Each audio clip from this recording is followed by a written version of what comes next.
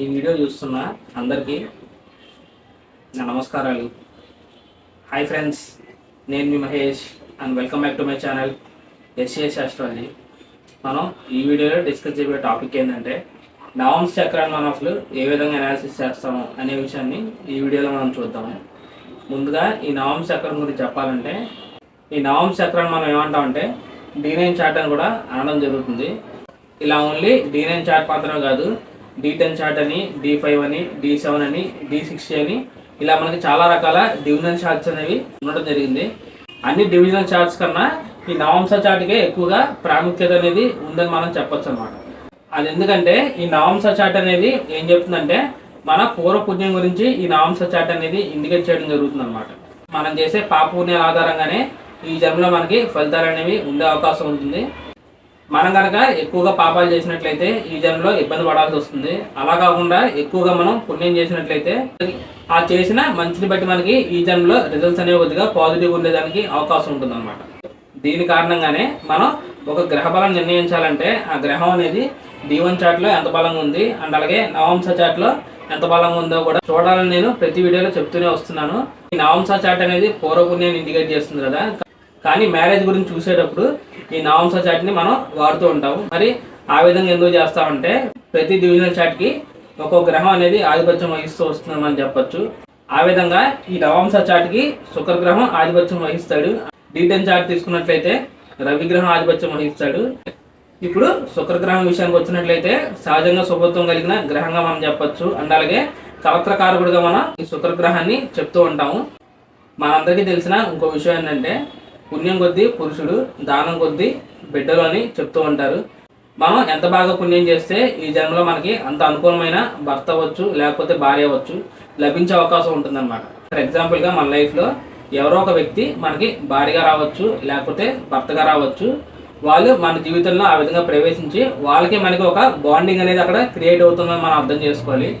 ఆ బాండింగ్ అనేది ఊరికైతే క్రియేట్ అవ్వదు. పూర్వజన్మల్లో ఆ వ్యక్తికి మనకి కనెక్షన్ ఉన్నప్పటికీ లేకపోతే లేనప్పటికీ మనం చేసిన కర్మల ఆధారంగానే వాళ్ళు రావడం అనేది జరుగుతుందని మనం ఫైనల్గా చెప్పచ్చు అన్నమాట.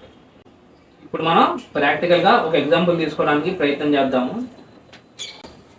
నేను ఇక్కడ ఫర్ ఎగ్జాంపుల్గా మన లగ్నం అనేది మీన లగ్నం అయింది అనుకుందాము. సప్తమాధిపతి అయిన బుధగ్రహం వెళ్ళి అష్టమ స్థానంలో ఉన్నాడని మనం భావిద్దాం ఒకసారి. నవాంశ చాట్లో మన లగ్నం అనేది కన్యా లగ్నం అయింది అనుకుందాము. 6, 8, 12 స్థానాల్ని దుస్థానాలుగా చెప్పడం జరిగింది. కాబట్టి ఇప్పుడు ఇక్కడ సప్తమాధిపతి వెళ్ళి అష్టమ స్థానంలో ఉంటే సహజంగా ఏం జరుగుతుందంటే ఈ అష్టమాధిపతి ఏ లగ్నానికైనా పాపగ్రహం అవుతాడు. అలాగే అష్టమ స్థానం అనేది సడన్గా జరిగే చేంజెస్ని ఇండికేట్ చేస్తుందని మనం చెప్పొచ్చు. ఇప్పుడు మన మ్యారేజ్ లైఫ్ అనేది ఏ విధంగా ఉండాలంటే వివాహం తర్వాత ఒక మంచి గ్రోత్లోకి వెళ్ళాలి, కానీ ఇలా సడన్గా చేంజెస్ అనేవి ఈ మ్యారేజ్లో అసలు పనికిరావని మనం చెప్పొచ్చు అనమాట. నేను చెప్పే విషయం ఏంటంటే ఎవరికైనా 7th లార్డ్ అనేవాడు ఏ స్థానంలో ఉన్నా పర్వాలేదు, కానీ ఇలా 6, 8, 12 స్థానాల్లో కనుక ఉంటే అది మ్యారేజ్లో ఒక ఇష్యూని క్రియేట్ చేసేదానికి అవకాశం ఉంటుంది. దానివల్ల ఎఫెక్ట్ అనేది ఎంతవరకు ఉంటుంది అని మనం చెప్పాలంటే ఈ 7th లార్డ్ మీద ఏదైనా రాహుకేతు సంబంధం ఉన్నా, ఈ లగ్నానికి పాప గ్రహాలు ఈ సప్తమాధిపతితో కలిసిన సప్తమ స్థానంలో ఉన్న ఈ సప్తమ స్థానాన్ని చూసినా కూడా ఆ విధంగా ఉంటే ఏమవుతుందంటే ఈ ఇష్యూ యొక్క ఇంపాక్ట్ అనేది ఇంకా ఇంక్రీజ్ అయ్యేదానికి ఛాన్స్ ఉంటుందని మనం చెప్పొచ్చు అనమాట. ఈ విధంగా ఈ సప్తమాధిపతి 6, 8, 12 స్థానాల్లో ఉండకూడదు. రాహుకేతు యొక్క ప్రభావం కానీ ఏదైనా బెనిఫిట్ ప్లానెట్స్ యొక్క కనెక్షన్ కానీ ఉండకూడదు అనమాట. కనెక్షన్ అంటే వాళ్ళతో కలవడం అవ్వచ్చు, లేకపోతే వారితో చూడబడడం అవ్వచ్చు, లేకపోతే ఈ గ్రహాలు అనేవి ఇలా సప్తమంలో ప్లేస్ అవడం అవ్వచ్చు. ఇవన్నీ మనకి ఈ సెకండ్ పాయింట్లో కవర్ అవుతాయి. ఇక థర్డ్ పాయింట్ విషయానికి వచ్చినట్లయితే స్టార్ లార్డ్ అనమాట. అంటే మన సప్తమాధిపతి ఏ గ్రహ నక్షత్రంలో ఉన్నాడు అనే విషయం కూడా చాలా ఇంపార్టెంట్ అయిన విషయమే. ఇక్కడ మనం చూసినట్లయితే ఇది తులారాశి అయింది. ఈ తులారాశిలో ఏ నక్షత్రాలు ఉంటాయంటే చిత్తా నక్షత్రం, స్వాతి నక్షత్రం అండ్ అలాగే విశాఖ నక్షత్రం అని మనం చెప్పొచ్చు. ఇప్పుడు చిత్తా నక్షత్రం విషయానికి వచ్చినట్లయితే ఆ చిత్తా నక్షత్రానికి ఆధిపత్యం ఎవరంటే కుజగ్రహంగా అని చెప్పొచ్చు. ఇక స్వాతికి రాహు, విశాఖని గురు నక్షత్రం రూల్ చేస్తాడని మనం చెప్పొచ్చు. కాబట్టి ఇక్కడ లగ్నం అనేది మెయిన్ లగ్నం అయింది కాబట్టి సప్తమాధిపతి చిత్తా నక్షత్రంలో ఉన్నా పర్వాలేదు, విశాఖ నక్షత్రంలో ఉంటే ఇంకా విశేషంగా మనం చెప్పొచ్చు. అలా కాకుండా ఫర్ ఎగ్జాంపుల్గా స్వాతి నక్షత్రంలో కనుక ప్లేస్ అయి ఉంటే ఆ స్వాతి నక్షత్రానికి రాహు ఆధిపత్యం వహిస్తాడు. అండ్ అలాగే ఈ లగ్నానికి రాహు మ్యాలిఫిక్ ప్లానెట్ కాబట్టి సో ఆ విధంగా కనుక ఉన్నట్లయితే దీని ప్రభావంగా ఏమవుతుందంటే ఈ పర్సన్స్ అనే వాళ్ళకి మ్యారేజ్ విషయంలో ఎక్స్ట్రా యావిగేషన్స్ అవ్వచ్చు, ఎఫైర్స్ అవ్వచ్చు, ఇవన్నీ కూడా క్రియేట్ అయ్యేదానికి అవకాశం ఉంటుంది అనమాట. మరి దీనికి ఎగ్జామ్షన్స్ ఏం లేవంటే ఖచ్చితంగా ఉన్నాయని మనం చెప్పొచ్చు. ఈ విధంగా ఎవరికైనా సప్తమాధిపతి వెళ్ళి అష్టమ స్థానంలో కనుక ఉన్నట్లయితే, ఫర్ ఎగ్జాంపుల్ గా ఇక్కడ అష్టమాధిపతి అయిన శుక్రగ్రహం లగ్నంలో వచ్చే స్థితిని పొందిన దీన్ని మనం పాజిటివ్ గా చెప్పొచ్చు అనమాట. ఈ విధంగా ఎందుకు చెప్పడం జరిగిందంటే, అష్టమ స్థానం అనేది మనం దుస్థానంగా తీసుకున్నాము, దాని నుంచి నెగిటివ్ రిజల్ట్స్ వస్తాయని మనం డిస్కస్ చేసాము.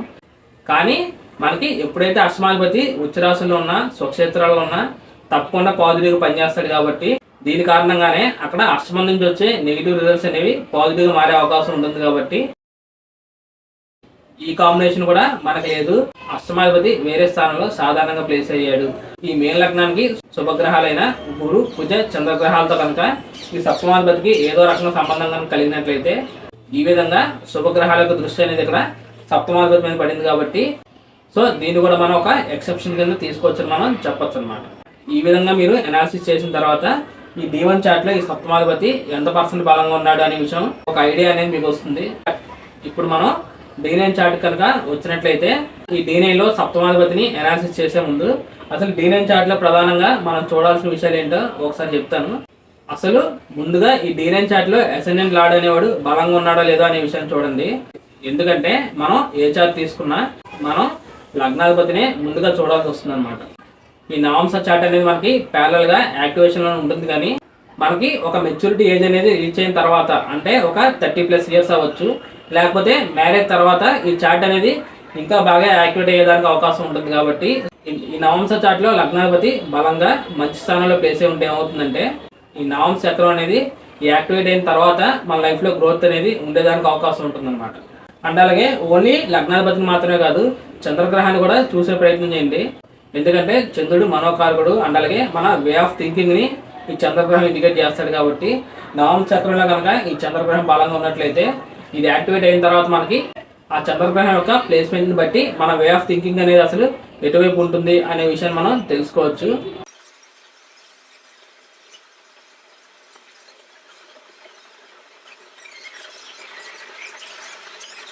మనకి జెమినీ ఆస్ట్రాలజీలో ఇంకో కాన్సెప్ట్ అనేది ఉంది. అదేంటంటే డిగ్రీల ఆధారంగా మనం గ్రహాన్ని డివైడ్ చేయడం అనేది జరుగుతుంది అనమాట.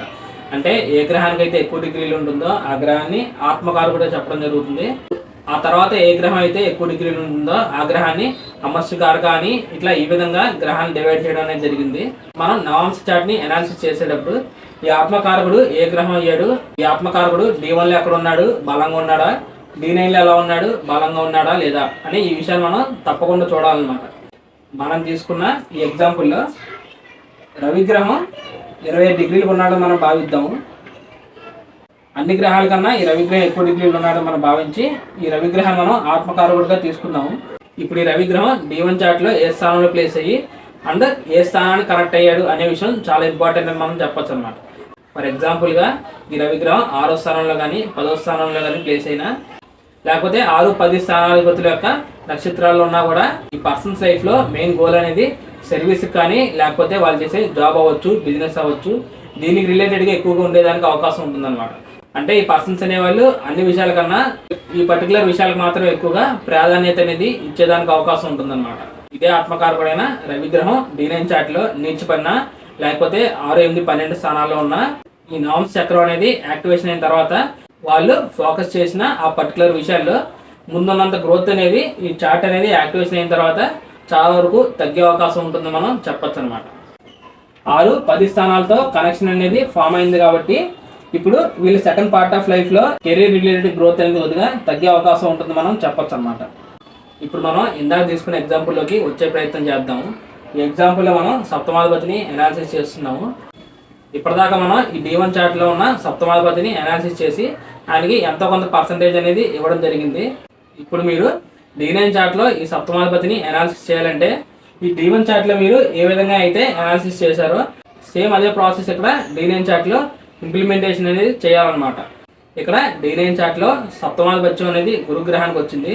ఇప్పుడు ఈ గురుగ్రహం ఈ విధంగా 6, 8, 12 స్థానాల్లో ఉంటే దీన్ని నెగిటివ్ విషయంగా చెప్పొచ్చు. అండ్ అలాగే రాహుకేతులతో సంబంధం కానీ, లేకపోతే నవంశ లగ్నానికి చెందిన పాపగ్రహాలతో ఈ గురుగ్రహానికి ఏదైనా సంబంధం ఉన్నా దాన్ని కూడా మనం నెగిటివ్ గా తీసుకోవాలి. ఈ గురుగ్రహం యొక్క స్టార్లార్డ్ అనేవాడు ఈ లగ్నానికి యోగకారకమైన నక్షత్రాల్లో ఉంటే మంచి విషయంగా మనం ఫైనల్ గా చెప్పొచ్చు అన్నమాట.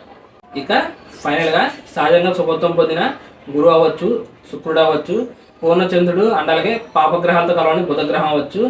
ఈ గ్రహాలు కనుక సప్తమ స్థానంలో ఉన్నా లేకపోతే సప్తమాధిపతితో కలిసిన అది D1 అవ్వచ్చు లేకపోతే D9 అవ్వచ్చు. దీన్ని మనం మంచి విషయంగానే చెప్పచ్చు అనమాట.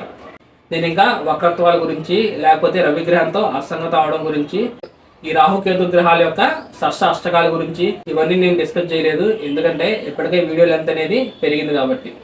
సో ఈ విధంగా మీరు అనాలిసిస్ చేసిన తర్వాత ఫర్ ఎగ్జాంపుల్గా D1 చార్ట్లో సప్తమాధిపతి బాగుండి D9 చార్ట్లో కనుక నెగిటివ్ ఉంటే వీళ్ళు మ్యారేజ్ అయినా కొన్ని ఇయర్స్ తర్వాత ప్రాబ్లమ్స్ అనేవి ఫేస్ చేసేదానికి అవకాశం ఉంది. ఇప్పుడు అలా కాకుండా D1 చార్ట్లోనే సప్తమాధిపతి నెగిటివ్ ఉండి D9 చార్ట్లో పాజిటివ్ ఉంటే ఏమవుతుందంటే వీళ్ళు మ్యారేజ్ అయిన కొత్తల్లో కొద్దిగా ప్రాబ్లమ్స్ అనేవి ఫేస్ చేసినప్పటికీ సో తర్వాత వీళ్ళ మ్యారేజ్ లైఫ్లో గ్రోత్ అనేది కనిపించే అవకాశం ఉంటుంది అని చెప్పొచ్చు. ఓన్లీ మ్యారేజ్ మాత్రమే కాదు, మనం సప్తమాధిపతిని మాత్రమే అనాలిసిస్ చేసాం. ఇదే విధంగా మీరు దశమాధిపతి కనుక D1లో బాగుండి D9లో బాగుండకపోతే సో కెరీర్ అనేది స్టార్టింగ్లో బాగానే ఉంటుంది. సో తర్వాత ప్రాబ్లమ్స్ అనేవి ఫేస్ చేసేదానికి అవకాశం ఉంటుంది.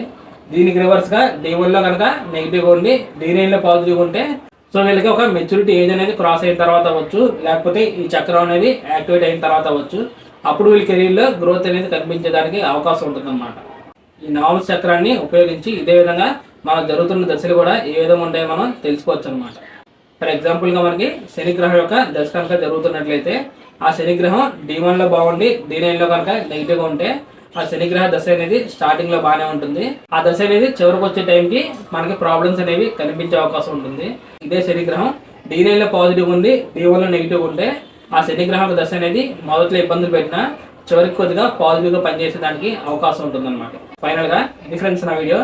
నవమ చక్రాన్ని మనం ఏ విధంగా చూడాలి అనే విషయం గురించి ఈ వీడియో అనేది మీకు బాగా అర్థమైందని అనుకుంటున్నాను. ఈ వీడియో మీకు బాగా యూజ్ అవుతుందని నేను భావిస్తున్నాను. నా సైడ్ నుంచి చిన్న రిక్వెస్ట్ ఏంటంటే ఇప్పటిదాకా ఎవరైనా ఈ వీడియోని ఫస్ట్ టైం కనుక చూస్తున్నట్లయితే ఇందులో నా ఇన్ఫర్మేషన్ మీకు నచ్చినట్లయితే తప్పకుండా లైక్ చేసి నా ఛానల్ని సబ్స్క్రైబ్ చేసి నాకు సపోర్ట్ చేస్తారని నేను ఆశిస్తున్నాను. So thank you friends, thank you for watching my video and thank you so much for your time. ఈ వీడియోలో మీకు ఏదైనా డౌట్స్ ఉంటే తప్పకుండా కమెంట్ చేయడానికి ప్రయత్నం చేయండి.